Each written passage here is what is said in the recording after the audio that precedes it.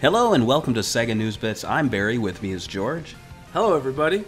And we are going to be talking about the fastest thing alive. Boy, what's his name? Shadow? No, Sonic. Specifically, issues 5 and 6 of the IDW Sonic the Hedgehog comics. We've done issues 1 through 4, and people seem to enjoy those. So we're going to continue doing them, but I think we're going to kind of bunch the story arcs together. So, you know, there will be a bit of a gap between them, but then we can actually sit down and talk about the whole story in context, instead of sitting here going, I don't know what's going to happen next. I also think I should say that they should explain spoilers on this episode if they haven't caught up yet. Right, of course. So this is covering 5 and 6. 6 came out a bit ago, so I think there's a good amount of time now, especially if you're like getting these subscriptions or you're picking them up as they release. But yeah, we'll cover spoilers at the end, because I think there is one big spoiler, and I'm interested to see where it goes. But so let's just run through issues 5 and 6 real quick, and we can discuss them. So basically, Sonic teams with the Chaotix. He goes to a small village, and he finds that Eggman is there, but he's going by the name of, I think it's like Mr. Tinker, and he's wearing a goofy costume, and he is just helping people in the town. He doesn't remember who he is. He kind of slips and says Eggman Land, and then Shadow appears and is like, well, this is proof that he's faking it. And then in issue 6, they fight, and you just read 6. Yeah. So yeah, break down 6 real quick. Same thing, basically. Like, I mean, there was like this cliffhanger in the end, but the whole thing is supposed to be kind of like how Rouge the Bat kind of made this whole thing, put this whole thing together with an anonymous tip to the Chaotix, and how Shadow is acting like Batman, and he thinks Eggman is evil, basically. He's the old evil Eggman. And they have like a big match between Sonic and Shadow, where Sonic tries to convince him. And he has a nice little point where he's like, you used to be a bad guy too, so shouldn't I stop you? Trying to show that people could change. Yeah. But I mean, outside of that, like you said, the 5th and 6th issues were kind of similar. Mm-hmm. So did you think that it should have been 2 issues, or could they have done this story in 1 issue? I think they could have done it in 1. It probably would have felt rushed, though. And I think the big thing is with these comics, and their strongest suit is the action scenes. It probably would have fallen into that thing I complain about, where it's too talky and there's not enough action. So there's only so many pages they can do, and you can't get a good fight scene in 1 page. You're really going to have to do, like, I'm looking here, 1, 2, 3, 3, 4. So it takes a bit of the comic up. I'm really interested, though. Well, we'll get to that. I wanted to ask you, what did you think about the art and writing in this one? I actually kind of liked it. It was funny because I was looking at this and I'm like, it's weird how the comics have their own kind of flavor, obviously, because there's a different writer. And then when you get to the games don't really like have that transfer of characters. Like, I feel like Sonic on here makes more points, and then when you see him on the video games, he's just like, hell yeah, let's go beat Eggman, and that's it. Like, there's nothing else to him, really. Yeah, I enjoy how Ian Flynn writes him, because they explain their motivations, and they also show it too. I think it's better to show than tell.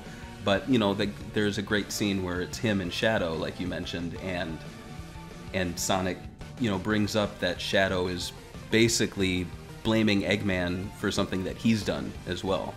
And I also really like that they're doing callbacks to the games, but ones that make sense. Like, you know, Sonic calls back to the end of Sonic Adventure 2, which I thought that was a pretty good story in that game, but I thought it was a great moment where Eggman's like, okay, I messed up, but things look really bad right now, so we should probably all work together. And so I thought that was pretty cool. I think the art looks great, the coloring looks great. 5 and 6 are definitely better than 1 through 4, just because it's starting to get a little more meaty. The only weird thing is that I feel like they're avoiding mentioning the classic games. Like, you don't see classic Sonic in any of the callbacks. It's all talking about Sonic Adventure and beyond. Do you think that's a stipulation Sega put on them? I think so. I think they're going to try to like separate the universes. I think this is something that fans have kind of been asking for.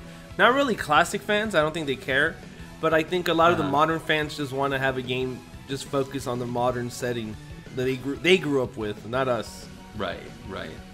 So anything else you want to talk about before we get into the spoilers?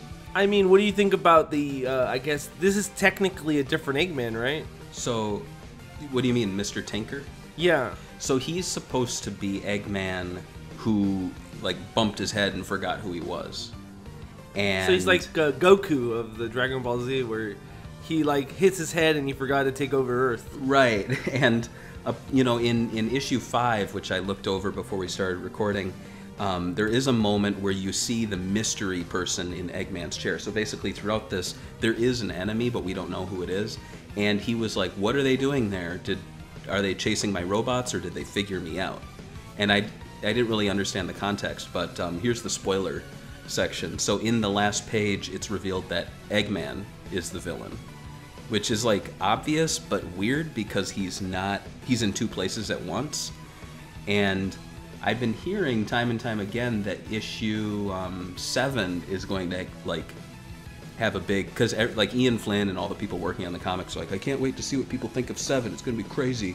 So what are your predictions? Like, what do you, there are moments in the games that it could explain this, and I'll get into that, but I wanted to hear what your thoughts were on what the reason could be for this. I just thought it was maybe a robot made by Eggman, but like, then we're getting to this whole thing. It's like, oh, now Eggman is making like clone robots of other people. Yeah. So I don't know. I think it might get too complicated. It's like, if you really want to take over the world, just make a clone of Donald Trump, and now you're the president of the United States. Yeah. Well, I mean, because I'm trying to think, what would this plan be? So it would be like, there's an Eggman out there so he can do everything in the shadows and everyone is not blaming him. But really, does he care if people know he's being evil? Like, he's always really proud of the fact that he's doing bad things. I agree. I don't understand the reasoning to be like, hey guys, I'm a good guy, but I'm secretly doing evil things, and it's like a doppelganger.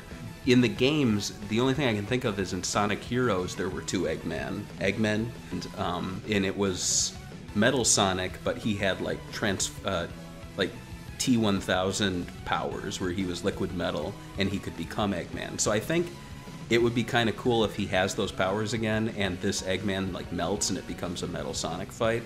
I think there was also a second one in like the Rush games, right? Like where there was like they misspelled his name a little bit. Remember? Yeah, there was like an evil, like an alternate version. Yeah, that's true. There are a few. I don't know. Maybe this is like an alternate universe Eggman that he pulled out of his butt or something.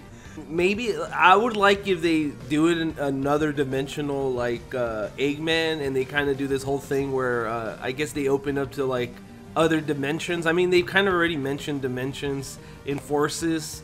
When they talk about Sonic, they say he's from another dimension.